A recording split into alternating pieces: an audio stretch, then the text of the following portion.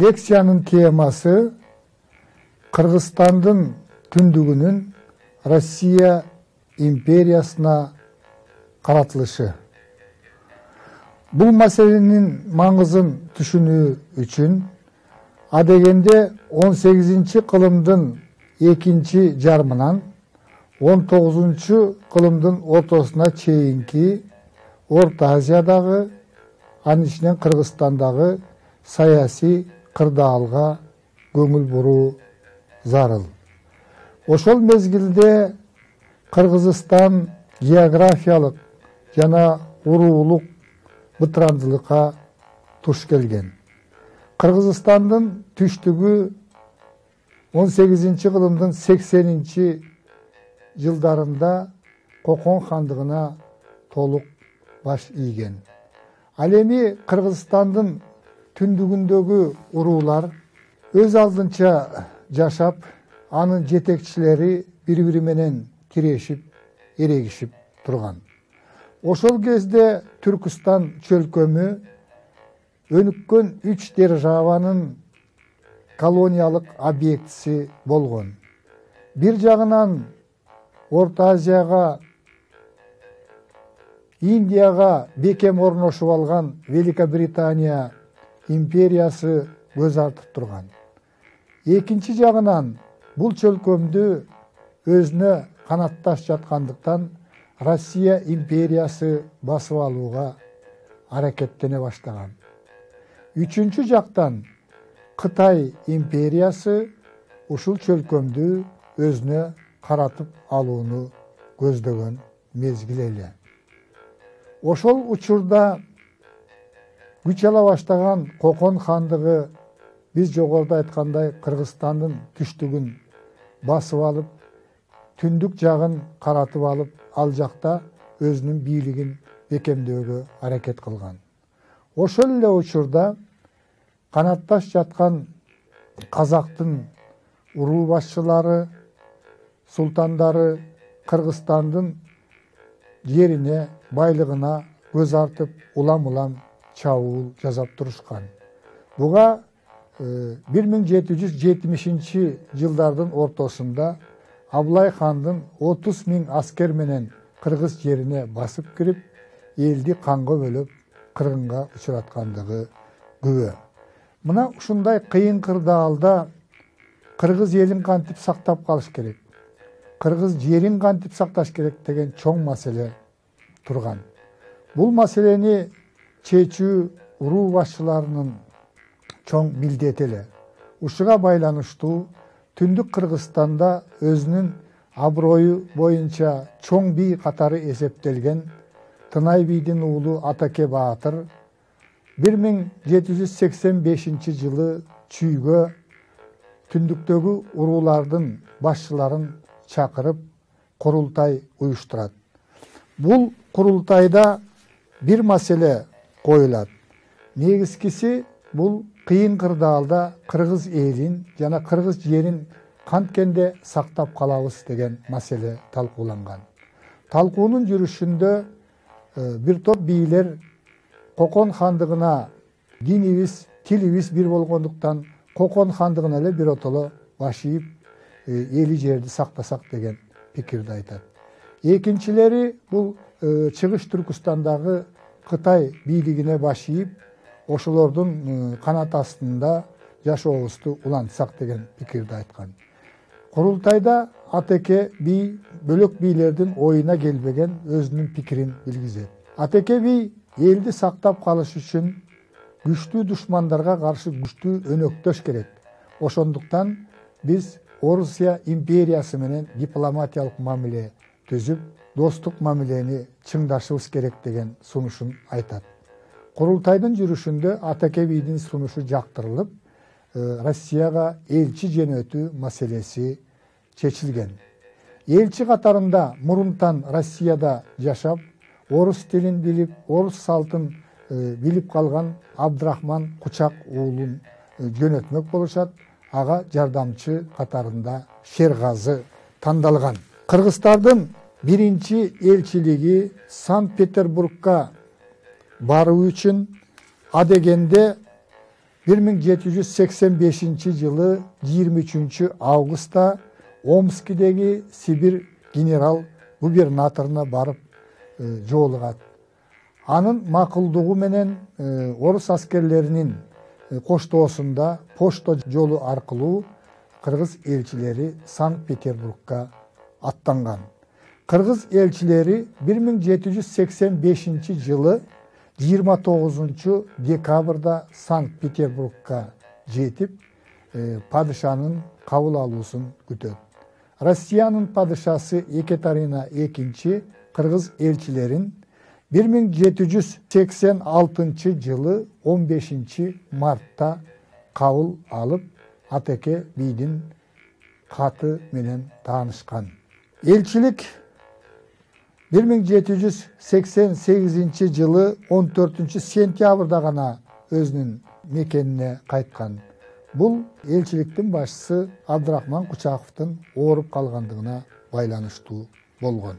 Биринчи элчиликтин келишин күтпөй Атеке Баатыр 1788 жылы Абдрахмандын уулу Сатымбайды Омскийге экинчи элчиликти баштатып жөнөтөт. Эки элчилик Омскийден жолугат. Ушул мезгилде казактардын тоскоолдугу жалаасы менен элчилик 1793 жылга чейин кармалып калган. Көп кыйынчылыктарды башынан өткөргөн кыргыз элчилиги Россия менен Кыргызстандын ортосунда биринчи жолу дипломатиялык мамилелерге чыйыр салган. Натыйжада 19-кылымдын башында, тагыраак айтканда 1911, 12 жана 13 жылдары Россиянын соода кербендери Кыргызстанга, тагыраак айтканда Ысык көлгө келип, чалгындоо иштерин жүргүзгөн. 1813 жылы кеч күздө Ысык көлдүк кыргыздардан Качыбек менен Жакыпбек баштаган элчилер Семипалатинскийге барып, ал жерден орус бийлигинен кыргыздарды колдойбуз деген макулдук алышкан. Бул эки адамга тең орус армиясынын капитаны деген чин берилген. 1924 жылы Ысык көлгө Файзулла Нагаев соодегер келет. Ал чындыгында Орусиянын кызыкчылыгын көстөгөн миссионер болгон, кыргыздардын Россияга кошулушун тездетүү аракетин тымызын жүргүзгөн. 1825 жылы Ысык көлдүк кыргыздар Жыргалаңдын боюна чогулуп, Коконго кошулабызбы же Россияны ыктайбызбы деген маселени талкуулашып, акырында Россия менен дипломатиялык мамилени чыңдоо жөнүндө бир чечимге келишкен. Өткөн лекцияда 19-кылымдын ортосунда, тагыраак айтканда 1842 жылы Ниязбек уулу Ормон түндүктөгү урууларды бириктирип Кыргыз хандыгын түзгөндүгү жөнүндө айтканбыз. Ошол лекцияда Кыргыз хандыгы кыйынчылыктарга карабастан бир топ маселелерди чечүүгө, өзгөчө кыргыз жерин баскынчылардан, Кенен Сарынын баскынчы чабуулунан коргоодо чоң рол ойногондугун айткан элек. Бирок Кыргыз хандыгы түзүлгөндөн баштап эле сепараттык маанайдагы бийлердин каршылыгына туш келген. Натыйжада уруулардын ортосунда карама-каршылыктар күч алып, акыры чабыштардын биринде Ормон оор жарадар болуп өлгөн. Ушундан кийин Кыргыз хандыгы жоюлуп, кыргыз уруулардын ортосундагы карама-каршылык, тирешүү, чабышуулар күч алган. Бул абал Кыргызстанды Россия тарабынан басып алуу процессин өтө жеңилдетип жана тестетип жиберген. 1855 жылы 17 январда Батыш Сибир губернаторунун борбору Омский шаарында Ысык көлдүк кыргыздардын атынан элчи Качыбек Шералин Куран кармап, Ысык көлдүк кыргыздардын Россиянын курамына өткөндүгүн билдирген. Ошентип Кыргызстандын Россия империясынын курамына кирүү процесси башталган.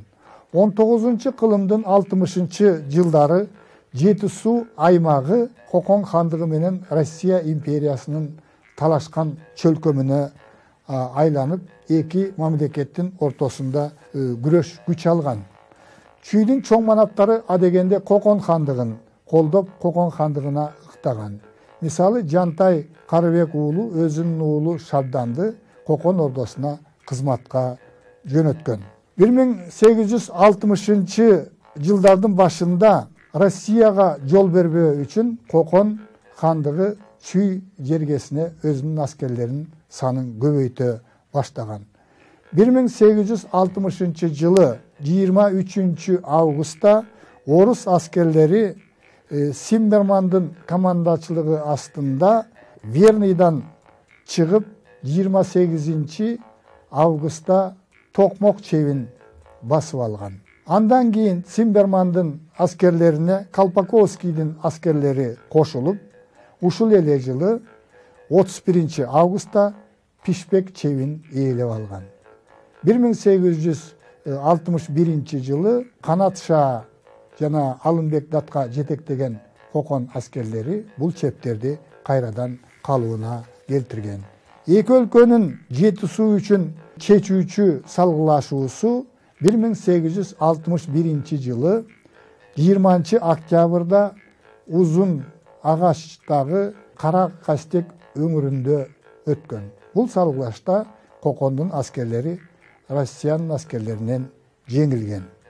Ушундан кийин Жантай Карыбек уулу 1862 жылы эрте жашта Верныйга барып, чүйлүк кыргыздардын, тагыраак айтканда Кеминдик кыргыздардын Сарбагыш уруусунун Россия империясына өткөндүгү жөнүндө билдирген. 1862 жылы жайында Бишпектен Таласка чейинки жерди ээлеген Солто уруусунун чоң манабы Байтик Канай уулу Кокондуктарга каршы көтөрүлүш баштаган. Бул көтөрүлүштүн жүрүшүндө ал Түндүк Кыргызстандагы Кокондуктардын негизги чеби болгон Пишкек чебин курчоого алган.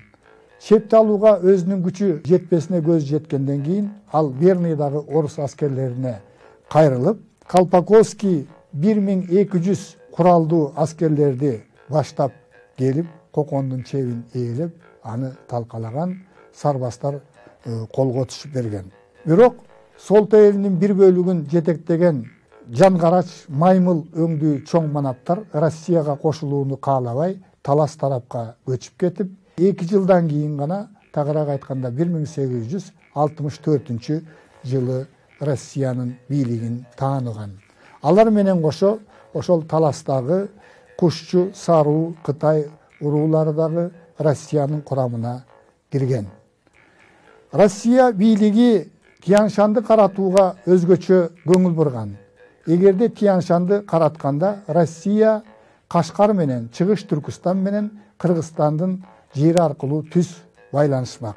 Анткени буга чейин алар Коконго тиешелүү жерлер менен өтүп, Чыгыш Түркүстан менен Кулжа аркылуу байланышып турган. Ошондуктан 1863 жылы Тянь-Шанга капитан Проценко жетектеген Кашкар отряды жөнөтүлөт. Алар 3 майда Жумгалга келет. Жумгал чебиндеги 56 Кокондуктардын сарбаздары чепти тыштап качып кетишкен.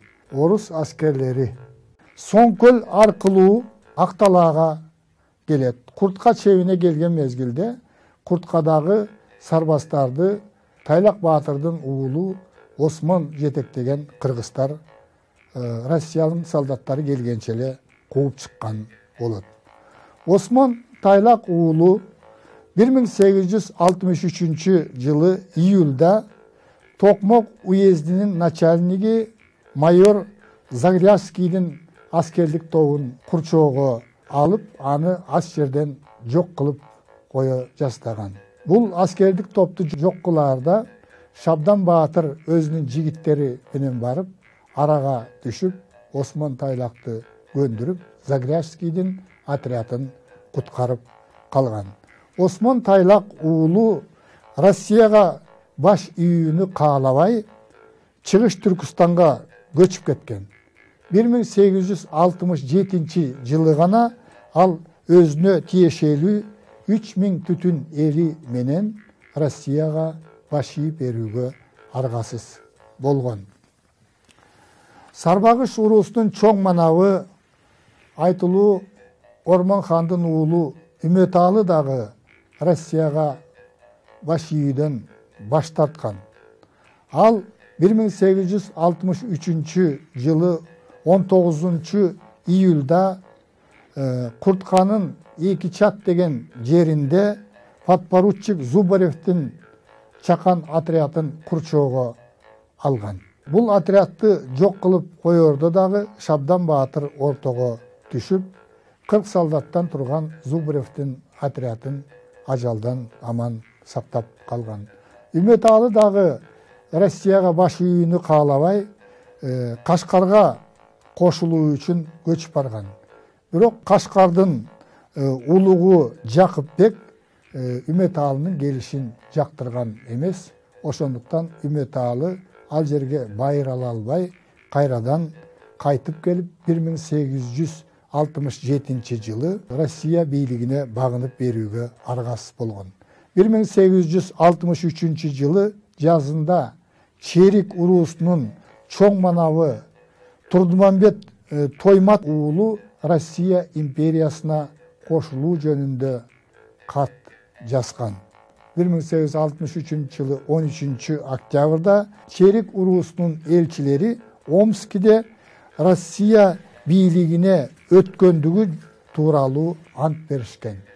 1868 жылы Караколдо Нарында Россия чептери курулган.